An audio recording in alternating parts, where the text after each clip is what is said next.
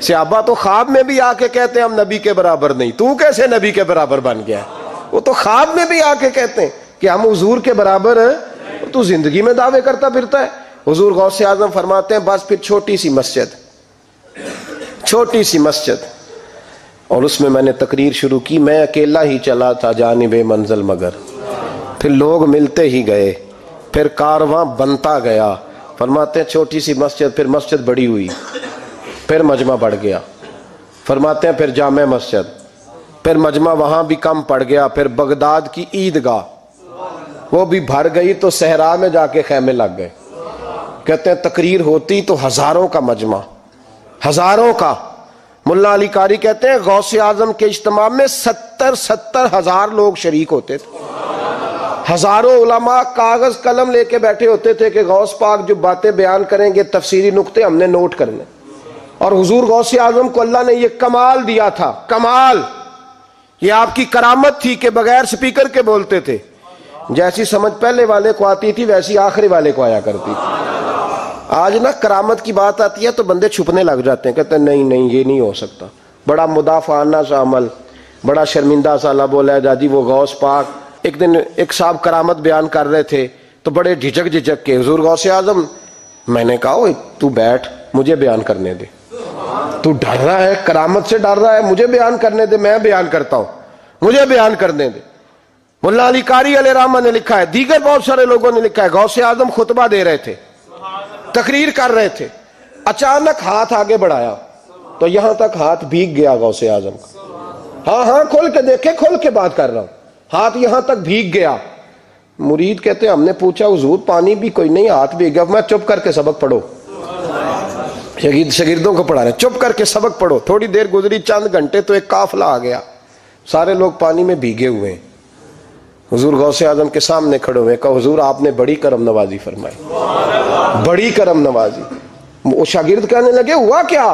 تو وہ لوگ کہنے لگے کشتی میں بیٹھے تھے تو کشتی ڈوبنے لگی، ہم نے کہا یا شیخ عبد القادر جیلانی، خدا کے فضل سے ہم پر ہے سایہ غوث اعظم کا، ہمیں دونوں جہاں میں ہے سہارا غوث اعظم کا۔ کہتے ہیں حضور غوث اعظم نے وہاں بیٹھے ہاتھ لگایا اور ڈوبتی کشتی کو باہر نکال لیا، اور ڈرنے لگے، کہنے لگے جناب یہ کرامت لوگ نہیں مانیں گے۔ تو میں کہا جنہیں نہیں مننا نہ مننے۔ ایک عیسائی مسلمان دونوں جھگڑا کر رہے ہیں، غوث اعظم گزر رہے ہیں، جھگڑا ہو رہا ہے۔ عیسائی مسلمان سے کہتا ہے ہمارے نبی عیسیٰ علیہ السلام نے مردے زندہ کیے، تمہارے نبی نے بھی کو کیا تو بتاؤ۔ مسلمان پڑھا ہوا نہیں تھا، حالانکہ نبی پاک نے بڑے مردے زندہ کیے، پڑھا نہیں تھا، بتا نہ سکا۔ غوث اعظم کے کان میں آواز گئی تو جا کے عیسائی کا بازو پکڑ کے جھنجھوڑا، فرمانے لگے کیا کہا تم نے؟ میرے مصطفیٰ نے مردہ زندہ کیا تو بتاؤں؟ فرمایا تو نبی پاک کی چھوڑ، میں غلاموں کا غلام ہوں، میں غلاموں کا غلام ہوں، مجھے بتا کون سا مردہ زندہ کرنا ہے۔ تو چھوڑ حضور کی بات نہ کر، میں غلاموں کا غلام ہوں، مجھے بتا کون سا مردہ زندہ کرنا ہے۔ پرانی قبر پہ لے گیا، کہنے لگا جی اگر نہ ہوا تو؟ غوث اعظم فرمانے لگے جو تو کہے گا وہ میں کروں گا۔ تو کہنے لگے اگر ہو گیا تو؟ اگر تو غوث اعظم کہنے لگے نہ میرے خانقاہ پہ جھاڑو دینا، نہ میرے برتن مانجنا، نہ میرے گھر کا سودا لانا، اگر زندہ ہو گیا تو بس میرے نبی کا کلمہ پڑھ جانا، بس میرے رسول کا کلمہ پڑھ جانا۔ اللہ اکبر۔ اس نے جو سب سے پرانی قبر تھی نا، وہ کہتا ہے یہ ہمارے دادا نے بھی نہیں دیکھا تھا بندہ کون ہے، اس قبر پہ کھڑا ہو کہنے لگا اس کو زندہ کریں۔ تو غوث اعظم رضی اللہ تعالیٰ عنہ قبر کے سرانے کھڑے ہوئے تو دعا کرنے لگے، کہنے لگے مولا اپنے لیے نہیں تیرے رسول کے لیے۔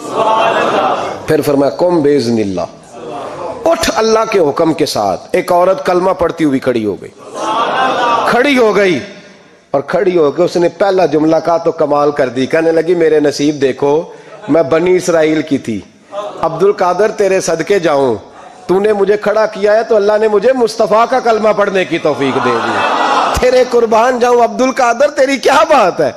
اب وہ بندہ دوڑ دوڑ کے غوث اعظم کے قدموں میں آیا، فرمانے لگے نا کلمہ میرے مصطفیٰ کا پڑھنا ہے، حضور کا غلام بننا ہے۔ او بھائیو، حضرت شیخ عبد القادر جیلانی، حضور غوث اعظم رضی اللہ تعالیٰ عنہ، معمولی بات نہ سمجھنا، حضور غوث اعظم رضی اللہ تعالیٰ عنہ فرماتے ہیں میں قدم نہ لگاؤں تو اللہ ولایت ہی نہ دے، میں قدم نہ لگاؤں تو اللہ ولایت نہ دے. ایک آدمی سے حضور غوث پاک ناراض ہو گئے, ایک شخص سے, نکل جا میرے آستانے سے.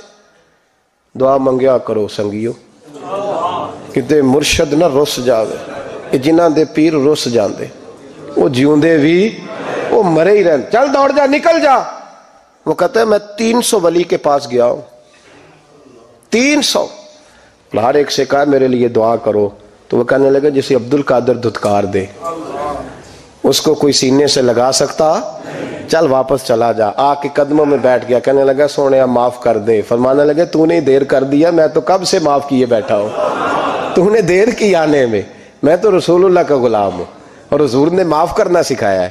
حضور غوث پاک واز کرتے, نصیحت کرتے, اور چونکہ نہ شہرت کے لیے, نہ مال کے لیے, نہ نوٹوں کے لیے, اس لیے غوث اعظم جب تقریر کرتے نا, ایک دن بغداد میں بارش شروع ہو گئی, خطاب ہو رہا تھا, لوگ بکھرنے لگے. تو 2 جملے غوث پاک کے, کہنے لگے یا اللہ تو دلوں کے بھید جانتا ہے, اگر بندے میں نے اپنی ذات کے لیے اکٹھے کیے ہیں تو تیز بارش برسا, دوڑا دے سارے, اور اگر تیرے لیے اکٹھے کیے ہیں تو پھر بھی تیری مرضی, رکھنے ہیں تو رکھ, بھیجنے ہیں تو.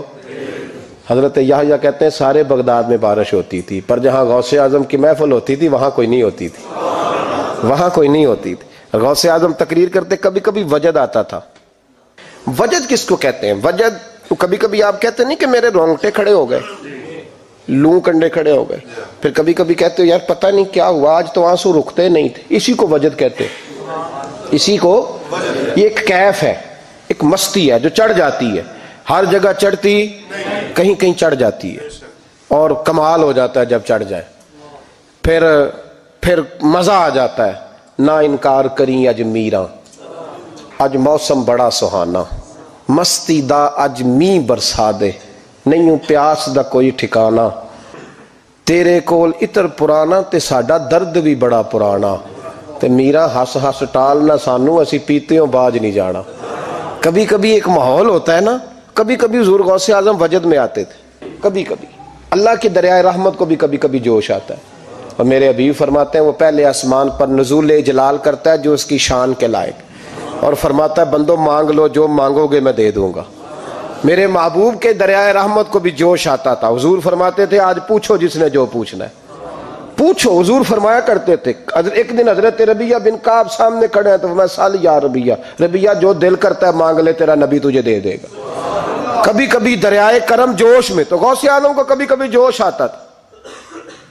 ایک دن تقریر کرتے کرتے کرتے کرتے جذبات میں آ گئے, جوش میں, یوں نظر اٹھائی تو حضرت خضر گزر رہے تھے اوپر سے, اور جوش جذبات میں فرمانے لگے او بنی اسرائیل کے ولی ذرا نیچے تو اتر, ذرا محمد عربی کے غلام کی بھی چند باتیں سن کے جا, تجھے سناؤں رسول اللہ کے غلام کس طرح کے ہوتے ہیں.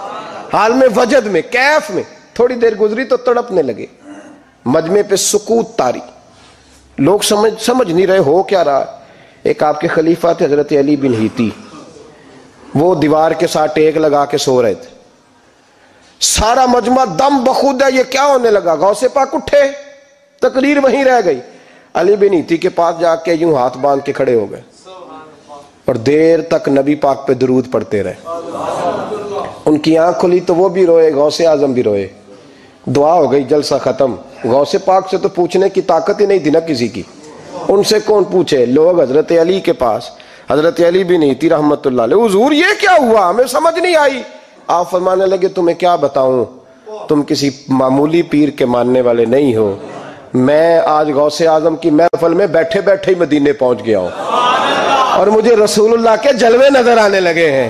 پر میرے شیخ کا کمال دیکھو, جو میں خواب میں دیکھ رہا تھا عبد القادر ظاہری آنکھوں سے نظر فرما رہے ہیں, ظاہری آنکھوں سے, عالم وجد میں, کیف میں, سرور میں. اور جب غوث اعظم تقریر کرتے تھے نا تو 50 آدمی اس کونے سے کھڑے ہوتے تھے, کہتے تھے حضور ساری زندگی گناہ کیے ہیں, اب توبہ کرتے ہیں, اب دوبارہ گناہ نہیں کریں گے. اس کونے سے 15 کھڑے ہوتے تھے, حضور ڈاکے ڈالے ہیں ساری عمر, اب توبہ. آپ کی بات نے دل بدل دیا ہے, اللہ نے توفیق ہدایت دے دی. ادھر سے 10 کھڑے ہوتے, حضور سود کا دھندا, چوری کا دھندا, آج کے بعد توبہ. ایک بزرگ تھے حضرت یحییٰ بن نجا ان کا نام تھا, وہ کہتے ہیں میں نے سوچا روز بندے توبہ کرتے ہیں, آج میں گنوں نہ کہ ایک محفل میں کتنے کرتے ہیں. آج گنوں نا, اب تو کاؤنٹنگ کے مختلف ذرائع ہیں نا, کیلکولیٹر ہے, باقی چیزیں. اس زمانے میں یہاں گٹھلیاں ہوتی تھی کھجور کی, بندے کوئی چیز گننی ہوتی تو گٹھلی ڈالتے, یا لوگ دھاگا لے جاتے تھے, ہر دھاگے پہ گرا لگاتے تھے, ایک گرا دوسری گرا. وہ کہتے ہیں میں نے نا اپنے پلو کے چادر کے نیچے دھاگا چھپا لیا.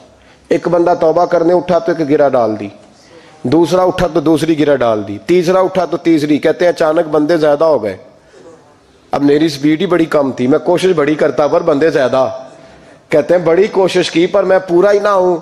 کہتے ہیں جب میں تھک گیا نا اور تھوڑا سا میرا سانس بھی پھولنے لگا, پریشان بھی ہوا, تو غوث پاک نے میری طرف دیکھا اور دیکھ کے مسکرائے, اور مسکرا کے فرمانے لگے یحییٰ میں دلوں کی گرے کھولتا جا رہا ہوں, تو بند کرتا جا رہا ہے. میں گرا کھول رہا ہوں, تو گرے لگا رہا ہے. اور چھوڑ دے یار, تجھ سے نہیں گنا جائے گا. یہ عبد القادر کی وجہ سے توبہ نہیں کر رہے, خدا کے فضل کی وجہ سے کر رہے. اور اللہ کا فضل گنا جا سکتا نہیں, شمار کیا جا سکتا. فرمایا نہ کر. آپ نے 40 سال لوگوں کو تبلیغ فرمائی, ہزاروں یہودیوں نے کلمہ پڑھا, لاکھوں نے. عیسائیوں کا بڑا عالم تھا, وہ کہتا ہے میں پوری انجیل پڑھتا تھا, جتنے نسخے تھے سب مجھے یاد تھے, لیکن میں متاثر ہو گیا اسلام سے. یمن کا رہنے والا تھا, میں نے ایک ٹھان لی اس کے ہاتھ پہ کلمہ پڑھنا ہے جو اس وقت نبی پاک کی امت میں سب سے زیادہ شان والا ہو. کہتے ہیں میں سویا تو خواب میں جناب عیسیٰ کا دیدار ہوا, اور مجھے کہنے لگے تلاش کرنے کی ضرورت ہی کوئی نہیں, بغداد چلا جا. بغداد حضور غوث پاک کی بارگاہ میں. فرمانے لگے اس وقت نبی پاک کی امت میں سب سے زیادہ شان اللہ نے حضور غوث اعظم کو عطا فرمائی, شیخ عبد القادر جیلانی رضی اللہ تعالیٰ. غوث پاک. ہم کوئی دیوانے لوگ نہیں, یا ہمیں شعور نہیں, یا ہمیں عقل نہیں. ساری زندگی کھل کے جس چیز کا زیادہ تعارف کرایا وہ غوث اعظم کی نسبت ہے. اب تو ہمارے ہاں پیری مریدی کا رواج ہی نہیں نا. حضرت باعزید بستامی فرماتے تھے میں اس مولوی کے پیچھے نماز نہیں پڑھتا جو کسی کا مرید نہ ہو. جس کا اپنا پیشوا کوئی نہیں وہ میری پیشوائی کیسے کرے گا. حضرت مخدوم اشرف جہانگیر سمنانی فرمایا کرتے تھے میں تو اس دکاندار سے سودا نہیں لیتا جو کسی کا مرید نہ ہو, اس لیے کہ جس نے تربیت ہی نہیں لی, جس کے اندر درد ہی نہیں, روحانیت ہی نہیں, جس کا پیشوا ہی کوئی نہیں. کس طرح اب تو ماحول نہیں نہ رہا. لیکن یاد رکھو یہ نسبت اتنی تگڑی ہے, اتنی تگڑی کہ ہمارے صوفیاء نے ساری زندگی غوث اعظم کا غلام کہلانے میں فخر محسوس کیا ہے. کیا رشتہ داری تھی اعلیٰ حضرت بریلوی کی ان سے, کیا تعلق تھا پیر میر علی شاہ صاحب کا ان کے, کیا ان کا, لیکن ان لوگوں نے ساری زندگی کھل کے غوث اعظم کے تذکرے کیے. کیوں؟ غوث اعظم نے 40 سال عشاء میں وضو کیا اور فجر تک اللہ کی عبادت کی. فرماتے ہیں میرے مالک نے کہا عبد القادر کچھ مانگ لے. نہ اپنے لیے مانگا نہ اولاد کے لیے. کہنے لگے مولا قیامت تک جو میرا نام لے نا اسے بغیر توبہ کے مرنے نہ دینا, مرنے لگے تو توبہ کی توفیق دے دینا. فرماتے ہیں میرے مالک نے وعدہ کیا ہے جو میرا ماننے والا ہوگا بغیر توبہ کے نہیں مرے گا. اور حضور غوث پاک رضی اللہ تعالیٰ عنہ فرماتے میں تو قیامت میں بھی اتنی دیر جنت میں نہیں جاؤں گا جب تک سارے مرید نہ ساتھ چلے جائیں. میں نے جانا نہیں, کھڑا ہو جاؤں گا, عرض کروں گا مولا بھیج. میں نے کہا یہاں بھی لوگ ڈر جاتے ہیں, یہ کیسے ہو سکتا ہے؟ اور بھائی پڑھو نا مشکاہ شریف. میرے نبی پاک علیہ السلام نے فرمایا ایک بندے نے ایک اللہ کے بندے کو پانی پلایا تھا, قیامت کے دن اللہ اس کی برکت سے اس گناہگار کو جنت عطا کر دے گا. اور حضور نے فرمایا بخاری میں المرء مع من احبا, جو جس سے محبت کرے گا قیامت میں اسی کے ساتھ اٹھایا جائے گا. تو ساری زندگی قادری کہلائے, ساری زندگی غوث اعظم کا غلام کہلائے, ساری زندگی خواجہ اجمیر کا نوکر کہلائے, ساری زندگی شاہ نقش بند کا غلام کہلائے, ساری زندگی شیخ شہاب الدین سہروردی کا اپنے آپ کو منسوب کرے, اور دنیا سے جائے تو ایسے ہی چلا جائے. میرے نبی نے نص بیان کر دیا جو جس سے پیار کرے گا اسی کے ساتھ جائے گا, اسی کے. خدا کے فضل سے ہم پر ہے سایہ غوث اعظم کا, ہمیں دونوں جہاں میں ہے سہارا غوث اعظم.